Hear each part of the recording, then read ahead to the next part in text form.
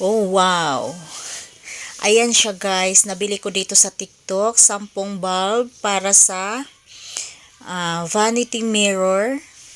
So, ayan. 217 pesos ko lang nabili. So, ayan. Gumagana lahat. Tapos, mahaba ang kanyang wire guys. Wire ba tawag doon? Sobrang haba. And then, mayroon na siyang kasamang pandikit, kaya hindi ka na mahihirapan.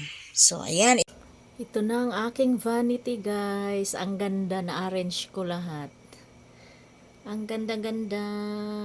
Iba-ibahin natin yung kulay. Ito ay natural white. Warm. Then yung white. Ayan siya, guys. Ang ganda.